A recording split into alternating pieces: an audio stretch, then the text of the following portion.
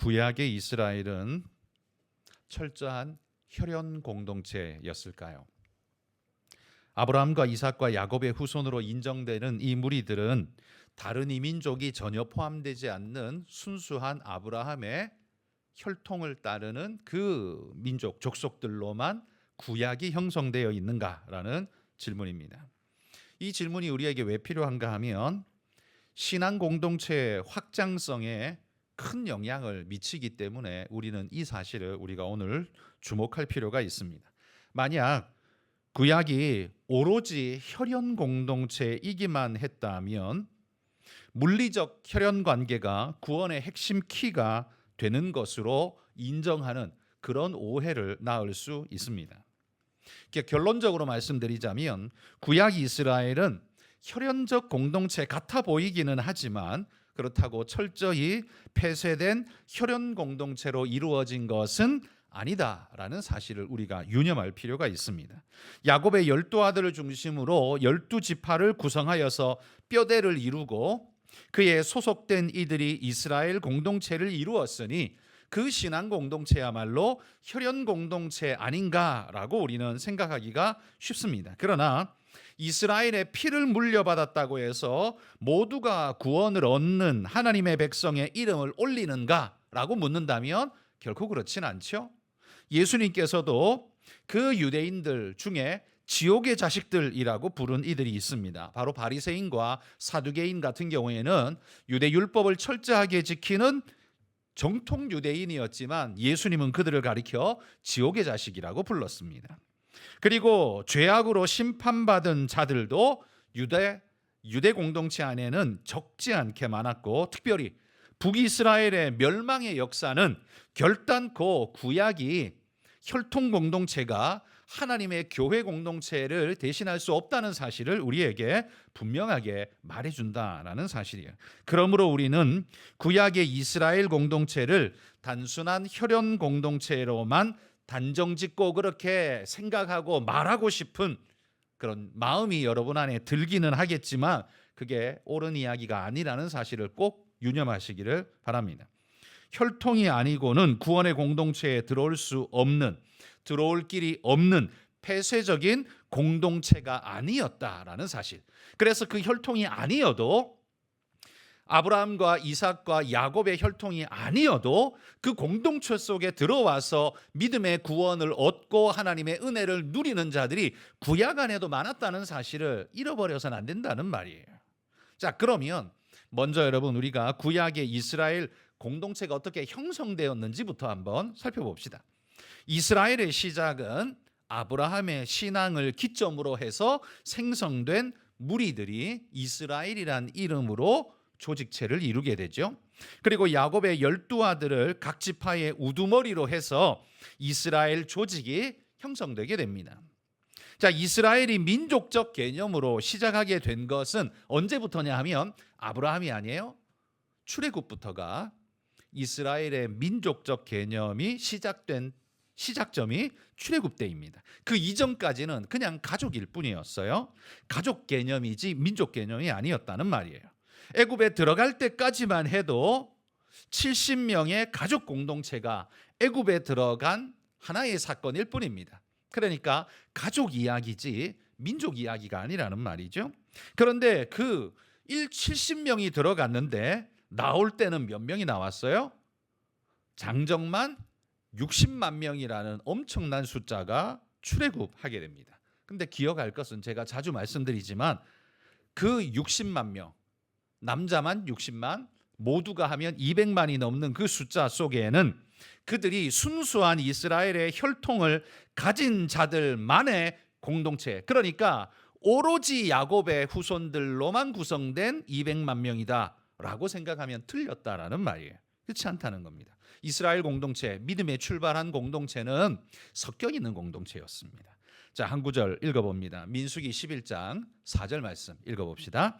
그들 중에 섞여 사는 다른 인종들이 탐욕을 품음에 이스라엘 자손도 다시 울며 이르되 누가 우리에게 고기를 주어 먹게 하랴. 자, 여기 보면 출애굽하여 광야를 걷고 있는 노중에서 벌어진 일이죠. 그러니까 지금 여기 이 일을 일으키고 있는 사람들은 전부 출애굽 공동체라는 말입니다.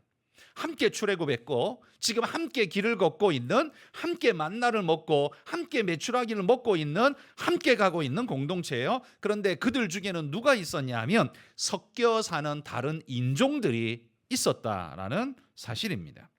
그러니까 여기 섞여 사는 다른 인종들이 이스라엘 자손들에게 영향을 미치고 있는 것을 우리가 분명히 볼 수 있죠.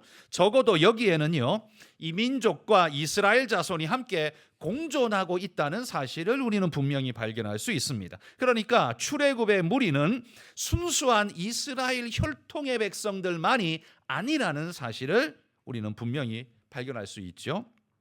뿐만 아니라 여러분, 가나안 정복의 영웅이라고 할 수 있는 갈렙, 이 갈렙 역시 그 출신이 매우 의심스럽습니다. 그는 가데스 바네아에서 유다 지파의 대표 정탐꾼 12명 뽑을 때 유다 지파의 대표로 정탐꾼이 되어서 갑니다. 그리고 가나안 땅을 분배할 때에도 유다 지파에 속한 땅을 분배받기 때문에 우리는 의심의 여지 없이 갈렙은 유다 지파다라고 생각을 합니다. 그러나 성경이 갈렙을 소개할 때 항상 이야기하는 게 있습니다. 그건 뭐냐면 그나스 사람 갈렙이라고 이야기한다는 거죠. 자, 민수기 32장 12절 또 읽어보겠습니다. 그러나 그나스 사람 여분네의 아들 갈렙과,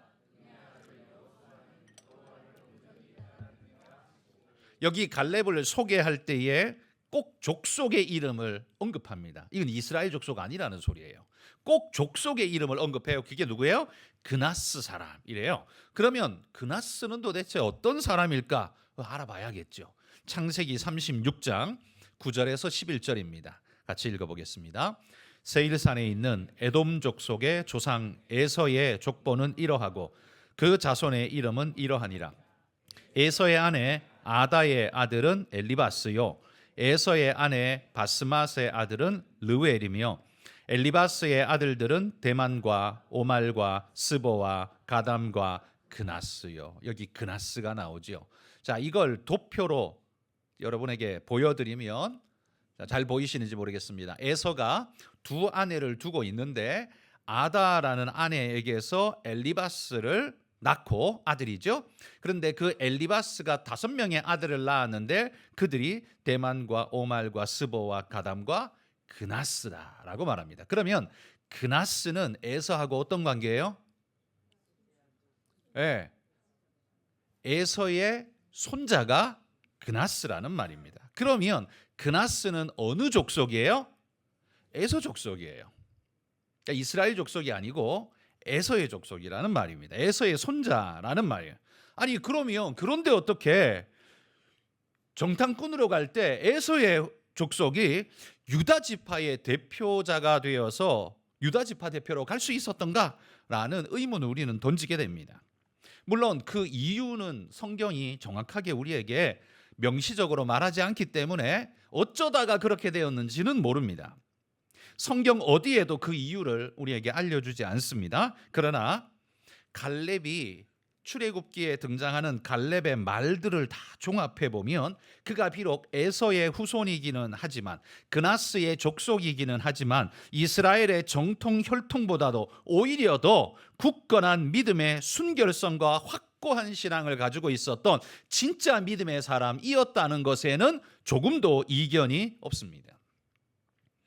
위협의 순간 모두가 흔들릴 때 여호수아와 갈렙만이 이스라엘의 신앙 공동체를 책임질 만한 인물로 그렇게 등장하잖아요. 12명이 가서 10명은 딴소리 하는데 오직 두 사람, 여호수아와 갈렙만. 그런데 그 갈렙조차도 야곱의 아들이 아니라 에서의 후손인 바로 그가 그 여호와 신앙을 굳건하게 하여서 다른 어떤 정통 혈통 이스라엘보다도 더 뛰어난 신앙의 모습을 우리에게 보여줬고 그것이 그의 신앙의 모습이었다는 거예요. 갈렙이 언제 처음 성경에 등장하냐면 바로 이 가데스 바네아 정탐꾼 사건 이때부터 갈렙이란 이름이 등장합니다. 그 이전에는 등장하지 않아요. 그래서 혹자는 어떤 사람은 이 갈렙이 에서의 후손이었지만 이 가데스 바네아에서 이스라엘의 공동체의 합류한 것 아닌가라고 추정하는 학자들이 있습니다. 이건 사실을 알 수 없기 때문에 그냥 추정할 뿐이에요.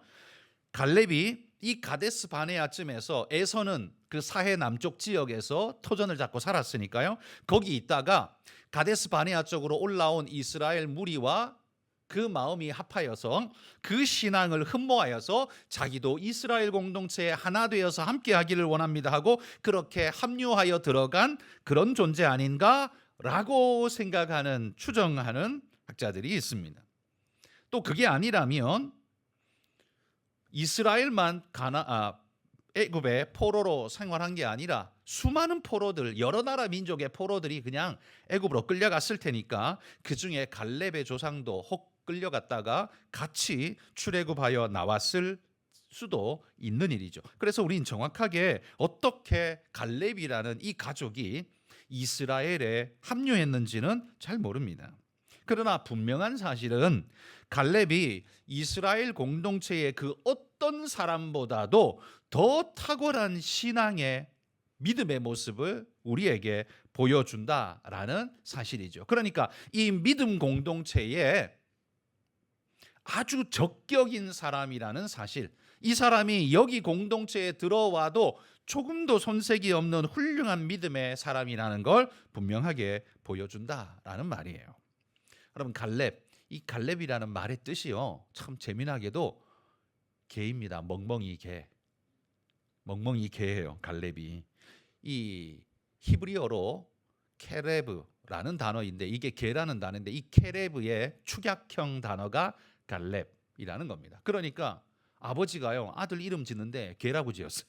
야 개야 이렇게 돼버린 거잖아요. 그러니까 우리가 볼 때는 이거 아들 이름으로는 너무나 욕된 이름을 지어준 것 아닙니까? 너무 욕된, 어떻게 이런 이름을 아버지가 자식에게 지었을까? 이런 생각이 우리에게 절로 듭니다. 그런데 놀랍게도요, 이 출애굽 이야기는 지금부터 3,400년 전 이야기입니다. 동양의 문화 아닙니다. 우리가 뭐 이 개고기 잡아먹는 이 우리나라 문화 이야기가 아니에요. 3,400년 전에 중동의 문화입니다. 거기에는요, 이 개라는 단어가 우리의 생각처럼 그렇게 천하고 나쁜 의미로 사용된 게 아니라 오히려 이 개라는 단어가 고대 그 팔레스타인 지역 그 고대 사회에는요 충성된 자라는 뜻으로 이게 오히려 더 많이 사용되었다고 합니다. 그래서 페니키아의 기록에 보면 페니키아 이게 우리 세계사에 나오는 나라 이름인데요. 우리 성경에 나오는 이름으로 하자면 두로와 시돈 나오죠? 거기가 페니키아입니다. 두로와 시돈. 그러니까 이 페니키아에도 보면 신들의 개라는 이름으로 기록되어 있는 내용들이 나오고 이게 욕이 아니라 충성된 일꾼이라는 이름으로 그렇게 쓰여지고요. 아카드어로 마르둑, 아카드어스는 이 아수르 지역의 사람들은 마르둑이라는 신을 섬겼는데 이 마르둑 신의 개라는 이름으로 그 일꾼들을 그렇게 불렀다는 거예요. 그렇기 때문에 이 개라는 단어가 우리의 뉘앙스 같은 욕의 이야기가 아니라 칭찬의 이야기란 말이죠. 되게 충성된 자, 엄청 충성된 자, 이런 이름이 이 갈렙 개라는 이름이에요. 그러니까 갈렙이라는 이름도 욕의 이름이 아니라 여호와께 충성된 자라는 그런 이름을 가지고 있었다는 거죠. 그런데 여러분, 이 갈렙은요 그 이름에 참 걸맞게 살았어요. 충성되게 살았잖아요. 그는 여호와의 말씀에 충성되었고, 그렇죠? 모세의 가르침에 충성되었고, 그리고 여호수아의 명령에 충성되었습니다. 한 번도 어긴 적이 없는 충성된 사람이에요. 그래서 그의 일생 전체를 등장부터 죽는 날까지, 언제 죽었는지 기록은 없지만 등장부터 사라지는 그 순간까지 갈렙이라고 하며 오직 충성이란 이름으로 일관된 모습을 보여주는 게 그의 모습이에요. 이름대로 살았다라는 말이죠. 그러기에 이 가데스 바네아에서 12지파의 대표를 뽑아서 가나안에 정탐을 보낼 때 갈렙을 유다의 대표로 뽑기에 유다 지파가 다 동의해 줬으니까 유다 지파도 아닌데 유다 지파 대표로 가려면 다 동의해줘야 그게 될 것 아닙니까? 그럴 만큼 갈렙이 인정받는 믿음의 사람, 신앙의 사람, 유다인들조차도 우리보다 훨씬 뛰어난 사람이야 라고 인정해주는 그런 사람이었다는 말이에요. 게다가 다른 설명에는 학자들의 설명이 이런 게 있습니다.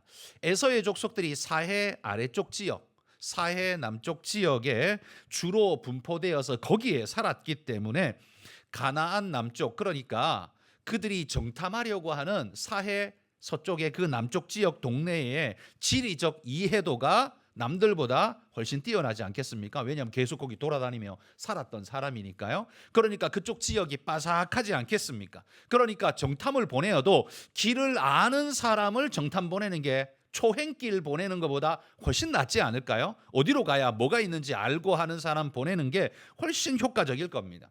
그런 의미에서 이런 그 지역 일대에 대해서 아주 익숙한, 그러면서도 이스라엘과 신앙적 정체성을 함께하는 이 갈렙을 우리는 대표로 보내자라고 유다 지파 사람들이 동의하면서 그렇게 보낸 것 아닌가라고 생각을 한다는 거죠. 그리고 또 하나, 가나안 땅을 정복하고 난 다음에 유다 지파 땅을 배분할 때 제일 먼저 땅을 얻은 사람이 누구예요? 그 갈렙이에요. 갈렙이 헤브론을 땅을 얻거든요. 이 헤브론이라는 땅이 예루살렘 바로 아래쪽 지역에 있는, 그러니까 유다 지역의 남쪽 지역에 있는 땅입니다. 이 헤브론 땅은 사실은 농사 짓기에는 그리 좋은 땅이 아니라고 합니다. 그러니까 가나안 땅 전체를 놓고 보면요, 우리는 예루살렘을 중심지로 생각하고 예루살렘이 제일 좋은 젖과 꿀이 흐르는 땅이라고 생각할지 모르지만 그렇지 않습니다. 예루살렘은 그냥 높은 산지 위에 있는 그런 성이고요. 거기는 종교적 의미로 가장 중요할 뿐이고 사실 곡창지대는 남쪽에 없습니다. 남쪽은 전부 사막지대, 광야고요. 북쪽 지역, 갈릴리 지역으로 올라가야 곡창지대가 있습니다. 그러니까 우리나라 사람한테 너 저 이스라엘 땅 가나안 땅에 가서 네가 원하는 땅에 가서 집 짓고 살아라 라고 하면 예루살렘 유다 땅에는 안 가요.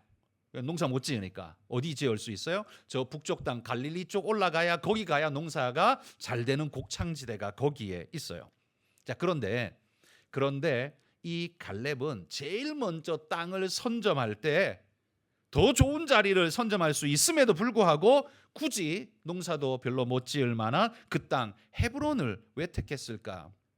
물론 유다 지역 경내 안에 택해야 되니까 그걸 택했다 할 수도 있지만 아까도 말했다시피 그가 에서의 후손이기에 그 남쪽 지역이 익숙한, 비록 좋지 못해도 자기가 살던 지역이기 때문에 훨씬 더 그 삶이 자기에게 친근하고 좋은 땅으로 인식하는 그런 사람이었기에 헤브론이라는 그 지역을 그가 자기 땅으로 제일 먼저 택한 것 아닌가라고 설명한다는 것. 여기까지는 전부 다 우리가 추론해 볼 수 있는 가능성 높은 이야기들일 뿐입니다. 자, 어쨌든 여러분, 출애굽 공동체는 제가 지금 계속 강조한 게 뭐예요? 출애굽 공동체는 혈연 공동체가 아니라는 말을 강조하고 있는 겁니다. 무슨 공동체예요? 신앙 공동체예요.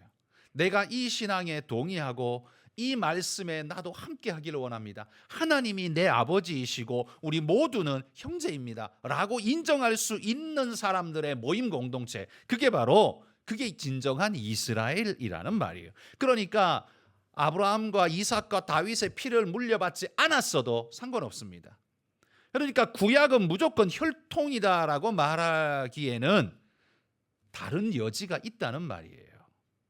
구약의 이스라엘 백성들, 그들 가운데에도 여호와를 나의 주님으로 믿고 믿음으로 들어온 사람은 용납하고 다 받아줬어요. 그래서 그들은 오직 혈통 공동체가 아니라 진정한 이스라엘은 뭐냐 하면 신약이든 구약이든 신앙 공동체라는 사실을 우리는 그 부분을 놓쳐서는 안 된다는 말이에요. 게다가 여러분, 예수님의 족보를 보십시오. 메시아이신 예수님의 족보가 솔직히 말해서 그분이 우리의 메시아입니다라고 자랑하려면 말 그대로 순결해야 자랑거리가 되지 않겠습니까? 그런데 예수님의 족보야말로 덕지덕지의 족보였어요.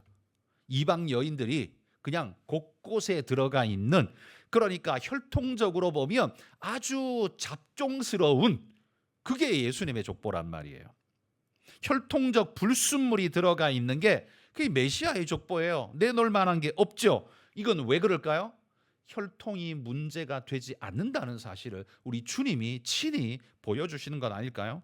혈통성의 문제는 신앙적 문제가 될 수 없다라는 걸 주님이 친히 말씀하는 거예요. 여리고 성 기생 라합, 모압의 여인 룻, 유다의 아내 가나안 여인 다말, 바세바의 남편 이건 햇사람이라고 하죠. 아까 히타이트, 페니키아 같이 그 비슷한 지역에 살았던 헷족속들, 우리야, 이 전부 다 이방인이에요. 다 이방인입니다. 혈통적으로는 이스라엘과 상관없는 사람들이에요. 그럼에도 불구하고 메시아의 족보에 이름을 버젓이 올리고 있다는 건 뭘 말합니까? 하나님이 그들을 절대로 거절하지 않으셨다는 말이에요. 받아들이셨다라는 말입니다. 같은 믿음을 고백하며 믿음 안으로 들어온 자는 하나님께서 내치지 않으시고 받으셨다라는 사실을 강조한다는 말이에요. 또 교회 공동체는 어떻습니까? 예수님의 부활 사건 이후에 오순절 성령 강림으로 인해 출발되어진 초대 교회 공동체는 어떻습니까? 교회 공동체는요, 유다 사회 속에서 출발하였지만 왜? 최초의 신앙인들은 전부 유다인들이었잖아요. 예수님도 유대인이었고 12제자도 전부 유대인이었고, 그러니까 복음의 시작은 유대에서 출발했어요. 그러나 복음은 어디에서 꽃피었어요? 유대에서 꽃핀 게 아니라 이방에서 꽃피었습니다. 초대교회 일꾼, 위대한 일꾼들과 교회들은 전부 어디 있었냐면 유대 땅에 있지 않고 이방 땅에 있었단 말이에요. 유명한 뛰어난 믿음의 성경 기록자 누가, 디모데, 루디아, 에바브로디도, 브리스길라, 이 전부 다 이방인들이에요. 초대교회의 성장에 유대인들이 끼친 영향보다 어찌 보면 이방인들이 끼친 영향이 훨씬 더 비중이 크다고 말할 수 있을 겁니다.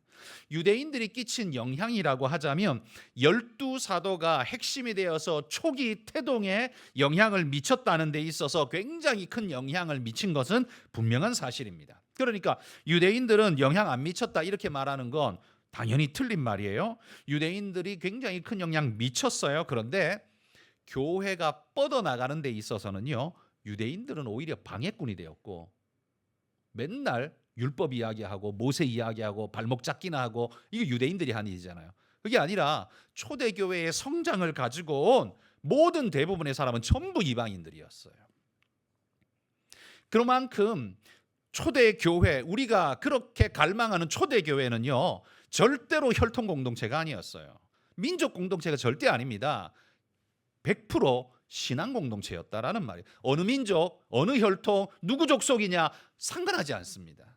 따지지 않습니다. 같은 믿음을 가지고서 예수 피로 거듭난 예수 혈통이냐 이것만이 오직 중요할 뿐이에요.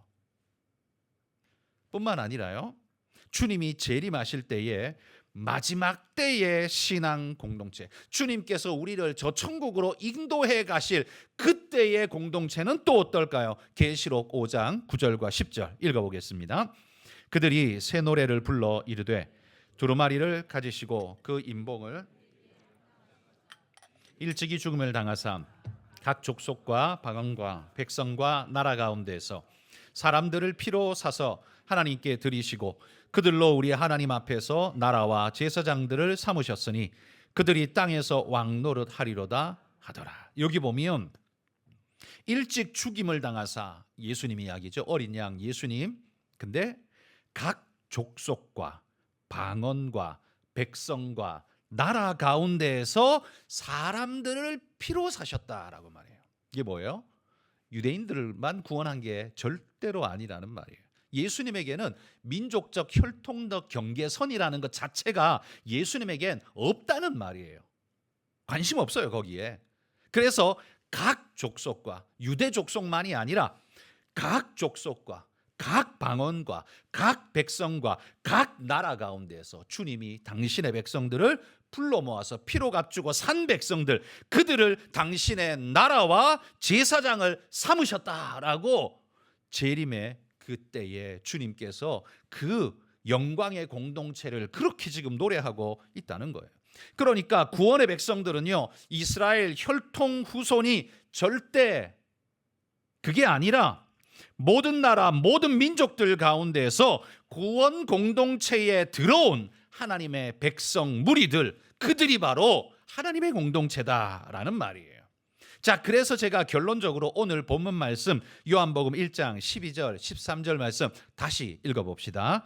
영접하는 자 곧 그 이름을 믿는 자들에게는 하나님의 자녀가 되는 권세를 주셨으니 이는 혈통으로나 육정으로나 사람의 뜻으로 나지 아니하고 오직 하나님께로부터 난 자들이니라. 여러분, 하나님의 자녀는 혈통적 이스라엘 백성이 아니라는 사실을 기억하시기 바랍니다. 이건 신약에만 유효한 게 아니라 구약에서도 하나님은 생각이 다르지 않습니다. 만약에 혈통적 백성들이라면 왜 이삭만이에요? 왜 이삭만이에요? 이스마엘도 끼어야죠. 왜 야곱만이에요? 에서도 끼어야죠. 왜 12지파 그 일꾼들만이에요? 나머지도 다 들어가야죠. 아브라함에게는 이삭만 아들이 있는 게 아니에요. 이스마엘과 이삭만 있는 게 아니에요. 후처 그드라에게서 낳은 아들이 줄줄이 사탕으로 있어요. 걔들은 왜 못 들어가요? 혈통이 아니라는 사실을 분명하게 보여주는 겁니다. 하나님은 처음부터 나의 공동체, 하나님의 교회는 절대로 나는 혈통으로 만들지 않는다. 아브라함 후손이라고, 이삭 후손이라고, 야곱 후손이라고 다 내 백성 되는 거 절대 아니다. 하나님은 이미 구약에서부터 이미 선포하고 그렇게 시작하셨다는 거예요. 에서는 내가 버렸다라고 말하잖아요. 이스마엘, 하갈의 자손 아니야. 오직 이삭으로 난 자라야 내 씨라 하리라 라고 말하잖아요. 왜 구별하고 계실까요? 이건 누구는 좋고 누구는 싫다가 아니라 혈통적 존재, 혈통으로 이어진 존재가 내 백성이 아니라 나는 오직 나를 주로 고백하고 하나님으로 고백하고 믿음으로 따르는, 그러니까 그 믿음의 순결성을 이어받은, 아브라함의 믿음의 순결성을 이어받은 그 사람, 그 혈통이 누가 되었든 어떤 언어를 쓰든 상관없습니다. 그 진정한 아브라함과 야곱의 신앙을 이어받은 사람이라면 그들이 바로 내 백성이다라고 하나님은 이미 구약 때부터 신약에 이르기까지 변함없이 선포하고 계시다는 거예요. 그러므로 여러분, 하나님은 원래부터 구원의 백성, 신앙 공동체는 아브라함과 이삭과 야곱의 혈통으로 이어지는 혈통 후손이 아니라 아브라함과 이삭과 야곱의 신앙으로 이어지는 신앙 후손이라는 말이에요. 그래서 출애굽의 공동체도 이스라엘 족속들로만 구성된 게 아니라 시내산에서 나도 하나님의 백성으로 당신의 말씀을 믿고 따릅니다라고 언약에 동참한 사람은 이스라엘 혈통이든 아니든 상관없이 전부 이스라엘 공동체가 되게 하셨다는 말이에요. 그게 시내산 언약의 위대한 점입니다. 시내산 언약에서는요, 거기에서는 이스라엘 야곱의 후손 그런 거 필요 없습니다. 하나님께서 임재하시고 그분을 하나님이라고 부르는 누구든지 간에 시내산에서 다 하나님의 공동체가 다 함께 되어지는 거예요. 그러니 여러분, 신약은 요렇고 구약은 저렇다라고 그냥 쉽게 그냥 말하지 마십시오. 몰라서 하는 소리예요. 하나님의 뜻이 원천적으로 처음부터 혈통을 따라간 적이 없다라는 거예요. 신학을 따라갔다라는 사실을 계속 말하는 거예요. 그러므로 여러분, 교회 공동체는 어떤 공동체예요? 열린 공동체예요. 누가 들어와도 거부해서는 안 돼요. 그가 하나님의 이 보혈의 신앙을 믿음으로 고백하는 자라면요, 그 누구도 자격 있다 없다 그런 말할 수가 없어요. 하나님은 처음부터 모든 자들을 다 받으셨기 때문에. 사실 이스라엘 백성들이 배타적으로 율법 이야기하는 그 경계선으로 따지자면 대한민국 사람인 우리야말로 그 믿음의 공동체 안에 발도 못 들여 놓아 볼 존재들 아닙니까? 그런데도 우리가 여기 믿음의 공동체 안에 들어와서 이렇게 큰 소리 치잖아요. 근데 우리는 들어와 놓고 딴 사람은 못 들어오게 하고 있다면 이거야말로 하나님한테 뒤지게 뒤지게 맞을 짓 아닙니까? 그죠? 그런 짓 해서는 안 된다는 거예요. 열린 공동체. 교회는요, 언제나 웰컴 공동체입니다. 웰컴 공동체예요.